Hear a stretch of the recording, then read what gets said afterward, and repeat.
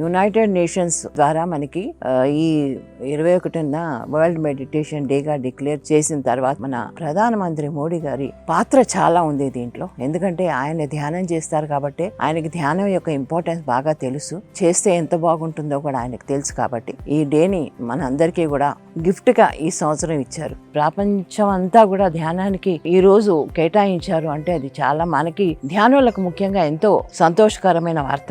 ఇది పత్రికారు 10 ఏళ్ల క్రితమే చెప్పారు. 21వ తారీఖున ప్రపంచం అంతా ధ్యానం చేస్తుంది అన్నారు. కానీ అప్పుడు ఇది ఇలా వస్తుంది, ఇలా రూపొందుతుంది అని మేము అనుకోలేదు. కానీ ఇలాగొచ్చింది. ప్రతి సంవత్సరం కూడా డిసెంబర్ 21న వరల్డ్ మెడిటేషన్ డే ప్రతి ఒక్కరు కూడా ఆనందంగా ధ్యానం చేయాలని, ఇంకా ముందు ముందు నా మనసులో ఏముందంటే శాకాహారానికి కూడా ఒక డే రావాలని. Thank you. బ్రహ్మశ్రీ పత్రిజీ గారికి, స్వర్ణమాల పత్రిజీ గారికి ఒకసారి గట్టిగా చప్పట్లు కొడదాం. సో మేడము బెంగళూరులో ఉన్న ఆవిడ మొత్తం మనతోనే ఉన్నారు, మన మీదే ఉంది ధ్యాస అంతా. సో ఎంతో చక్కని పత్రిజీ మెసేజెస్ మనం విన్నాం, అవునా కదండి? ఆయన ఏం నేర్పించారు ఇవాళ? ఏం నేర్పించారు? ఒద్దిగ్గా ఉండాలి, వినయంగా ఉండాలి, వినమ్రతగా ఉండాలి, నేర్చుకోవాలి. మనం ప్రతిరోజు ఏదో ఒకటి నేర్చుకుంటూ ఉండాలి, అవునా కదా? ఇవాళ ఏం నేర్చుకున్నాము, రేపు ఏం నేర్చుకోవాలి, ఎల్లుండి ఏం నేర్చుకోవాలి, ప్రతిరోజు నేర్చుకుంటూనే ఉండాలి. పత్రిజీ అన్నారు, మనం ఏదైనా నేర్చుకోవాలనుకుంటే ఏం చేయాలి?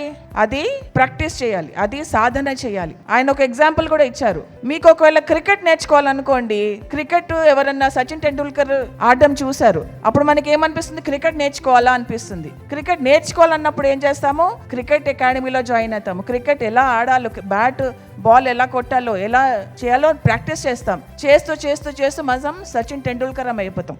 అలాగే మనం ఏం నేర్చుకోవాలనుకుంటున్నామో ఫస్ట్ మనం డిసైడ్ చేసుకోవాలి. డిసైడ్ చేసుకున్న తర్వాత అది ప్రాక్టీస్ చేయడం మొదలు పెట్టాలి. ప్రాక్టీస్ చేస్తే మనం ఏదైతే ఉత్తీర్ణత పొందాలనుకుంటున్నామో అది మనం పొందేస్తాం. ఫస్ట్ మనం డిసైడ్ చేసుకోవాలి, నేను ఏం నేర్చుకోవాలనుకుంటున్నాను, నాకు ఏం కావాలి అని ఫస్ట్ డిసైడ్ చేసుకోండి. చేసుకున్న తర్వాత దాన్ని సాధన చెయ్యండి, దాన్ని ప్రాక్టీస్లో పెట్టండి. అడపా ప్రాక్టీస్ కాదు, శ్రద్ధగా మొత్తం మనస వాచ కర్మణ మొత్తం దాని మీద పెట్టి మనం అది నేర్చుకోవాలి. దాని మీద మొత్తం సాధన అంతా పెట్టుకుంటే మనం అది సాధించి తీరుతాం. సాధించలేదంటూ ఏది లేదు మనకి.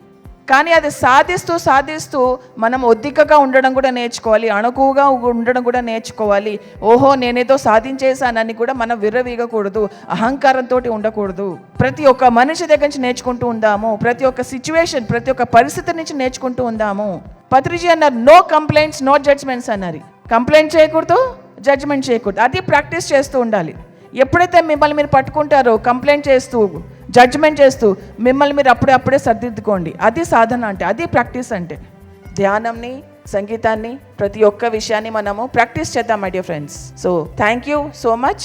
నిన్న ఈవినింగ్ ఒక గురుగారు, మన హిమాలయ నుంచి గురుగారు చెప్పారు ఒక సిద్ధాంతాలు ఆయన గురించి చెప్పినప్పుడు అప్పుడు అనిపించింది అన్నమాట, ఓహో అలాంటి సిద్ధాంతాల నుంచి సింపుల్గా శ్వాస మీద ధ్యాసాన్ని అందరికి ఫ్యామిలీలో ప్రతి ఇంటింటికి అందేలాగా చేసిన గొప్ప గురువు. ఆయన చూసినప్పుడే గురువుగారు నాకు కళ్ళలో తిరిగే, ఓహో ఈ సిద్ధాంతాలు, ఈ రూల్స్లన్నింటి నుంచి ఒక సింపుల్గా బ్రేక్ చేసి సింపుల్గా కూడా నువ్వు జీవనం బతకొచ్చు అనే సత్యాన్ని, ధ్యానం కూడా చేయవచ్చు అనే సత్యాన్ని అందించి నిన్న ఈవినింగ్ ఆ గురువుగారు చూసిన తర్వాత గురువుగారికి ఇంకా విషయం నాకు ఆత్మల అనుభవం ఇంకా ఎక్కువ అనిపించింది.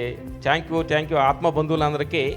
అంటే ఇంత ముందు కంటే కూడా ఈ ప్రాంగణంలో అద్భుతంగా తీర్చిదిద్ది ఇంత క్రమశిక్షణగా ఇవన్నీ నడుపుతున్న యాజమాన్యానికి అందరికీ పత్రిజీ గారు వెళ్ళిన తర్వాత మన విజయభాస్కర్ రెడ్డి గారికి ఈ పట్టాలు అందించి అంటారే గుర్రం దోలేటప్పుడు పగ్గాలు కొంచెం అందించాలి, ఒకళ్ళకి ఎవరికన్నా అందిస్తే కానీ కరెక్ట్గా గుర్రాలన్నీ వెళ్తాయి అన్నమాట.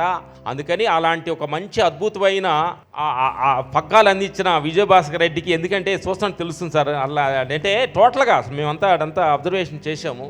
గురువుగారు ఉన్నప్పుడు కంటే అది ఏమీ ఒక ఇంచు కూడా తగ్గకుండా 1 ఇంచు 4 ఇంచులు 100% ఎక్కువగానే వెళ్తూ గురువుగారు లేరు అనే భావన లేకుండా సత్యాన్ని ఈ ప్రపంచానికి అందించడానికి కోసం ఎంతో అద్భుతంగా క్రమశిక్షణ తోటి ఏర్పాట్లన్నీ చేసిన యాజమాన్యానికి, ఈ అందించిన దాతలకి, ఇక్కడికి వచ్చిన ఆత్మ బంధువులందరికీ మనస్ఫూర్తిగా చెప్పుకుంటూ శ్రీ మహాగణాధిపతయే నమః.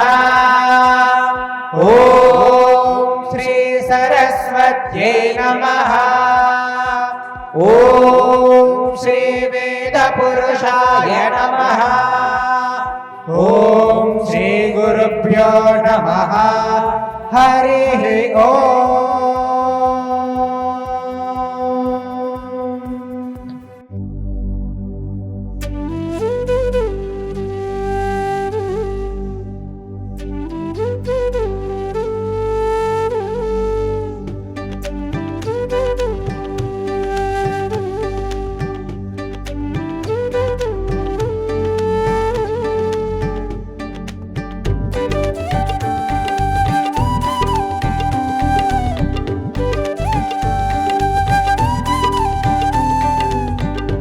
मैं जीवन के उन बिंदुओं पर बात करूंगा जो प्रत्येक गृहस्थ के लिए आवश्यक है और प्रत्येक साधक के लिए आवश्यक है। किसी भी मनुष्य का जब जन्म होता है तो एक ही प्रकार से होता है और जन्म लेते ही प्रत्येक मनुष्य के दो प्रकार के संबंध बनते हैं। एक संबंध होता है स्थूल और एक संबंध होता है सूक्ष्म। स्थूल संबंध का माने माता पिता, दादा दादी, नाना नानी, जो सांसारिक रिश्ते हैं वो तुरंत खबर पहुंच जाती है, भाई तुम्हारा नाती हो गया, बेटा हो गया, पोता हो गया। ठीक उसी क्षण सूक्ष्म संबंध भी हमारे बनते हैं और वो संबंध कहाँ कहाँ बनते हैं उस पर भी हमें ध्यान देना चाहिए। जैसे ही हमारा जन्म होता है और मृत्यु लोक की हवा हमारे शरीर से स्पर्श होती है तो उसी वक्त नवग्रह का प्रभाव भी हमारे जीवन पर पड़ जाता है। हम नवग्रह के अंडर में आ जाते हैं। అన్ని వృత్తులకు సంబంధించిన ప్రజలు ఆ 5 నిమిషాల నుంచి అరగంట, గంట, 2 గంటలు శ్వాస మీద ధ్యాస పెట్టి ధ్యానం చేసినట్టయితే మానసిక శాంతితో పాటు ఆరోగ్యం కూడా ఉంటుంది అని ఆయన గమనించి అది ప్రజలందరికీ అందాలని రూపాయి ఖర్చు లేకుండా కోట్ల రూపాయలు పెట్టినా రానటువంటి మానసిక శాంతిని, ఆరోగ్యాన్ని అందుకోవటానికి శ్వాస మీద ధ్యాసే కారణమని మొత్తం ప్రపంచ దేశాలకే తెలియజేసినటువంటి గొప్ప వ్యక్తి ఆయన. ఈ శ్వాస మీద ధ్యాస చేయటం ద్వారానే జీవితం చాలా సుఖమయంగా ఉంటుంది, సంతోషంగా ఉంటుందని ఆయనంతటా ఆయన గుర్తించిన తరువాతనే ప్రజలందరికీ చెప్పడం జరిగింది. అందువల్లనే నేను పత్రి గారిని చూసినప్పుడు ఆయన చాలా ఆనందంగా, సంతోషంగా, ఒక చిన్న పిల్లవాడు ఏ రకంగా సంతోషపడుతూ ఉంటాడో ఆ రకంగా సంతోషంగా కనపడేవాడు. దాన్ని బట్టి చూస్తే ఆయన చేస్తున్నటువంటి శ్వాస మీద ధ్యాస వల్ల ఆ రకమైనటువంటి పరిస్థితి వచ్చినట్టుగా గమనించడం జరిగింది. ఆలోచన విధానాన్ని ఒక వ్యక్తి ప్రజలందరి కోసం తపన పడి ఈ పిరమిడ్లు ఏర్పాటు చేసి భారతదేశంలోనే కాకుండా ప్రపంచ దేశాల్లో దీన్ని అనుసరించే విధంగా చేయటం జరిగింది.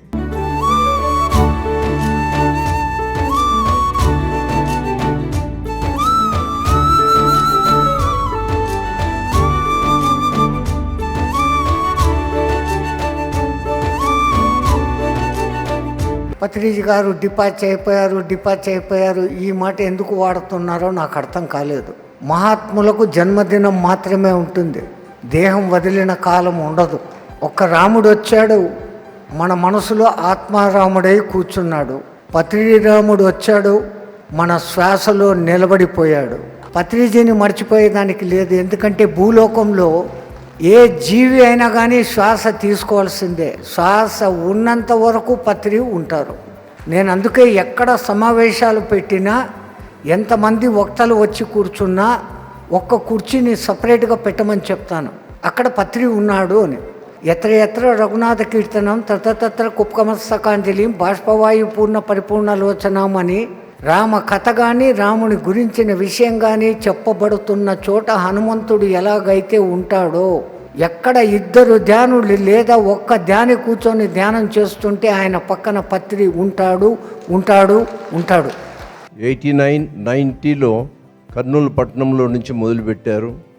ఆ రోజు పత్రిజీ గారు 6 నిమిషాలు కూడా ఈ ధ్యానం చేయాలా, ధ్యాన వ్యవస్థకు శ్రీకారాన్ని చుట్టాలా, ఓ చిన్న ధ్యాన మందిరాన్ని నిర్మించాలన్నటువంటి తపనతో మా కర్నూలు పట్టణంలో ఆయన కార్యక్రమాలు నిర్వర్తిస్తున్నప్పుడు మొదట వారికి చాలా తక్కువ మంది సహచరులు తయారయ్యారు. చివరకు వారి కార్యక్రమాలు 1989లో నిర్వర్తిస్తున్నప్పుడు 1989లో నాకు పరిచయ భాగ్యం కలగడం, నా పరిచయం అయిన తర్వాత పత్రిజీ గారితో నాకు 89లో పరిచయ భాగ్యం.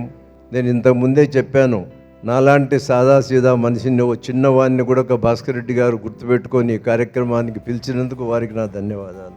ఆ పత్రిజీ గారితో పరిచయం అయినప్పుడే అసలు ధ్యాన వ్యవస్థలో ఉన్నటువంటి శక్తి ఏంటి, దీన్ని నేను తెలుసుకున్న తర్వాతనే ఒక చిన్న ధ్యాన మందిరం కట్టిస్తాను అని చెప్పి పత్రిజీ గారికి నేను చెప్పడం జరిగింది.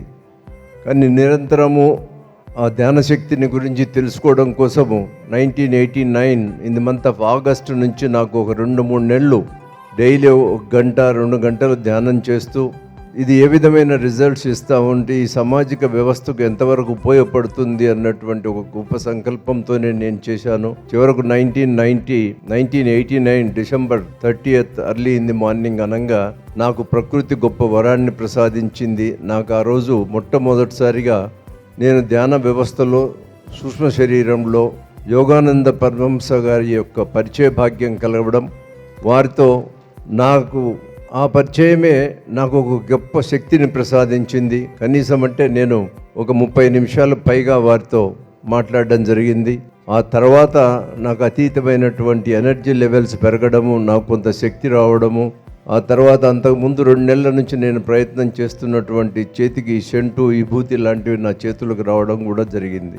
ఆ వ్యవస్థను ధ్యానంలో ఉంది అంత శక్తి అని నమ్మిన తర్వాత ఆ రోజు నేను December 30th 89 early in the morning hours Patriji గారికి చెప్పి, నేను దీనివల్ల పొందిన అనుభూతి ఈ విధంగా ఉంది, ఈ అనుభూతి కారణంగానే మీకు నిర్మించదలిచి పెట్టినటువంటి చిన్న ధ్యాన మందిరాన్ని మొదలు పెడదామని చెప్పి వారికి చెప్పి మాకున్న కొద్దిపాటి స్థలాన్ని ఈ ధ్యాన మందిరానికి అలాట్ చేస్తూ ఆ 31st డెసిషన్ తీసుకొని ఫస్ట్ ఫౌండేషన్ వేసాం. 1990 జనవరి 1 మొట్టమొదటి ఫౌండేషన్ ఈ ధ్యాన వ్యవస్థ కోసం శ్రీకారం చుట్టింది.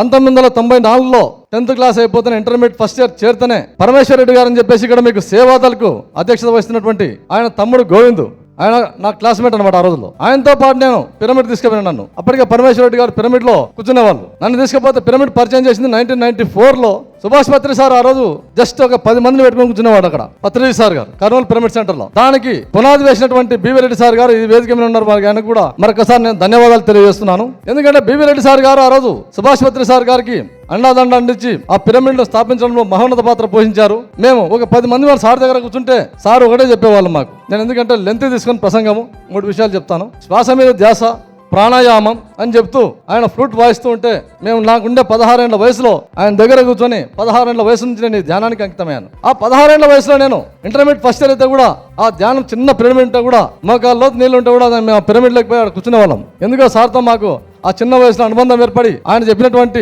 సూక్తులు అయితేనేమి, ఆయన నేర్పినటువంటి పాఠాలు అయితేనేమి సార్ ఒకటే చెప్పేవాళ్ళు, ఇక్కడ ఓ థర్డ్ ఐ ఉంది, ఈ థర్డ్ ఐ ఓపెన్ కావాలా, ఆ థర్డ్ ఐ ఓపెన్ అయిందంటే నీకు విశ్వం కనబడుతుంది, ప్రపంచం కనబడుతుంది నీకు అని చెప్పని 100 సార్లు మాకు కూర్చొని ఒక 10 మందికి బోధ చేసేవాళ్ళు సార్. మాకు థర్డ్ ఐ అంటే ఏంది అని చెప్పేసి మాకు అర్థం కాలేదు అప్పట్లో. కానీ ధ్యానం చేస్తుండగా, ఎందుకంటే దాంట్లో మీకు ఎంత ధ్యాన ప్రియులు కాబట్టి మీకు ఎంత ఆల్రెడీ ఎవరి అనుభవాలు వాళ్ళకు ఉంటాయి ఇక్కడ. అందులో భాగంగా నేను ఒక చిన్నపాటి నుంచి కుటుంబం నుంచి వచ్చిన వ్యక్తిని ఆ ధ్యానాన్ని నమ్ముకొని ప్రతిరోజు ధ్యానంలో నిమగ్నం అయ్యేవాడిని వాస్తవంగా. అక్కడి నుంచి ఈరోజు మెంబర్ ఆఫ్ పార్లమెంట్ అంటే నాకు కేవలం అదృశ్య శక్తి ఏదో లేదు, ఒక ధ్యానమే వాస్తవం. ధ్యానమే నా శక్తి, నా యుక్తి, నా బలమంతా.